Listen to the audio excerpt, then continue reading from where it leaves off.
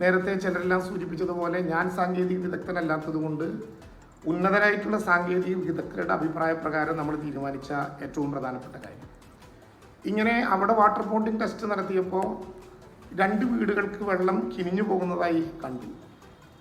ഈ സ്ഥലങ്ങൾ നോക്കിയെടുത്ത് അവിടുത്തെ നിർമ്മാണ കമ്പനിയുടെ എഞ്ചിനീയർമാർ തന്നെയാണ് ആ ഭാഗത്തിന് ചുറ്റും എഞ്ചിനീയർമാർ തന്നെ പെന്നുകൊണ്ട് ഒരു മാർക്ക് നടത്തുകയുണ്ടായിട്ടുള്ളത്. ഇത് ദൂരെ നിന്ന് ചിത്രീകരിച്ചപ്പോൾ അതൊരു ക്രാക്കാണ്, അഥവാ അതൊരു വിള്ളലാണ് എന്ന വിധത്തിൽ വിവരമറിയിച്ചു. ഈ വാർത്ത വളരെ വ്യാപകമായി ഇതിനിടയിൽ പരക്കുകയുണ്ടായി. യഥാർത്ഥത്തിൽ താപനിലയിലുണ്ടാകുന്ന വ്യത്യാസം മൂലം നിർമ്മാണ വേളയിലുണ്ടാകാവുന്ന ഒരു ശ്രിങ്കേജാണ് അവിടെ ഉണ്ടായത് എന്നാണ് ബന്ധപ്പെട്ട എഞ്ചിനീയർമാർ, ഏതെങ്കിലും ഒരു കരാർ കമ്പനിയുടെ അല്ല, ഔപചാരികമായി ഗവൺമെൻറ് ചുമതലപ്പെടുത്തിയിട്ടുള്ള കിഫ്കോണിൻ്റെ സാങ്കേതിക വിദ്യയിൽ അതിസമർത്ഥരായിട്ടുള്ള എഞ്ചിനീയർമാർ ഉൾപ്പെടെ ശ്രിങ്കേജ് ആണ് അവിടെ ഉണ്ടായത് എന്ന് പറയുകയുണ്ടായി.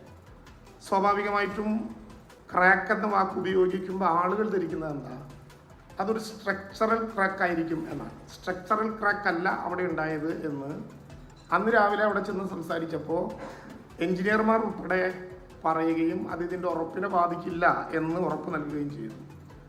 ആ ഘട്ടത്തിലാണ് ആ വീടിനകത്തേക്ക് പോയത്. അവിടെ വീടിനകത്ത് പോയി ഈ വര ഇങ്ങനെ രേഖപ്പെടുത്തിയത് ചാനലുകളിലും സാമൂഹ്യ മാധ്യമങ്ങളിലും തുടർച്ചയായി കാണിക്കുന്നത് കൊണ്ട് ബന്ധപ്പെട്ട ഉദ്യോഗസ്ഥന്മാർ പറഞ്ഞത് മാത്രം കേട്ടുപോരുകയല്ല, അവിടെ ഉണ്ടായത് എന്താണ് എന്നറിയാൻ വേണ്ടിയാണ് അവിടെ കയറി നിന്ന് ഇവർ പെൻസിൽ കൊണ്ട് അടയാളപ്പെടുത്തിയതാണ് എന്ന് പ്രസ്താവിച്ചപ്പോൾ പെൻസിൽ കൊണ്ട് തന്നെ അടയാളപ്പെടുത്തിയതാണോ എന്ന് ഉറപ്പുവരുത്താനായി അവിടെ നോക്കുകയുണ്ടായത്.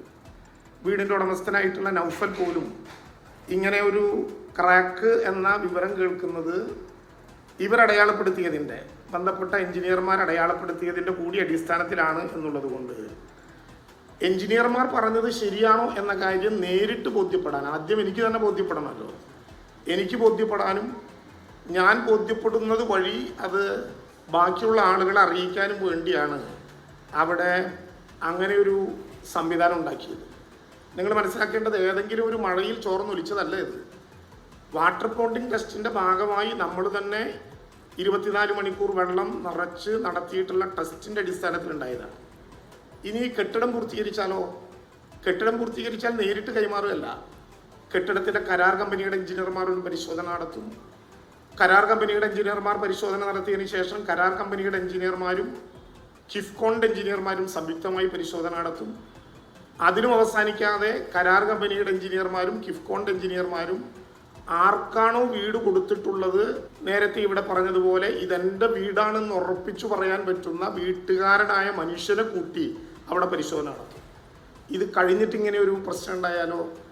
അങ്ങനെ ഒരു പ്രശ്നം ഉണ്ടായാൽ 5 വർഷക്കാലത്തേക്ക് സിവിൽ വർക്കിൽ ഈ കരാറ് കമ്പനി ഡിഫക്റ്റ് ലയബിലിറ്റി പ്രകാരം വാറണ്ടി നൽകേണ്ട ഒരു വീടാണത്. 5 വർഷക്കാലം സിവിൽ വർക്കിലും 3 വർഷക്കാലം ഇലക്ട്രിക്കൽ വർക്കിലും വാറണ്ടി നൽകിക്കൊണ്ടാണ് ആ വീട് ഉണ്ടാക്കുന്നത്.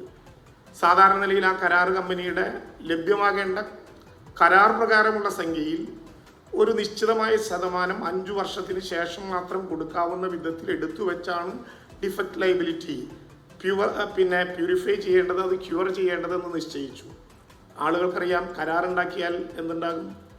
ഒരു കോൺട്രാക്റ്റ് ഉണ്ടാക്കിയാൽ ആ കോൺട്രാക്റ്റ് ആരാണോ ഉത്തരവാദിത്വത്തോടെ നിർവഹിക്കേണ്ടത് അവർ നിർവഹിച്ചില്ലെങ്കിൽ ബ്രീച്ച് ഓഫ് കോൺട്രാക്റ്റ് ആവും, കോൺട്രാക്റ്റിൻ്റെ ലംഘനമാകും. അതിലെങ്ങനെ നടപടിയെടുക്കണം എന്നുള്ളതിനെ സംബന്ധിച്ച് കൃത്യമായ ധാരണ എനിക്കുണ്ട് എന്നുള്ളത് കൊണ്ടാണ് അങ്ങനെ ഒരു നടപടിക്രമങ്ങളിലേക്ക് പോയത്.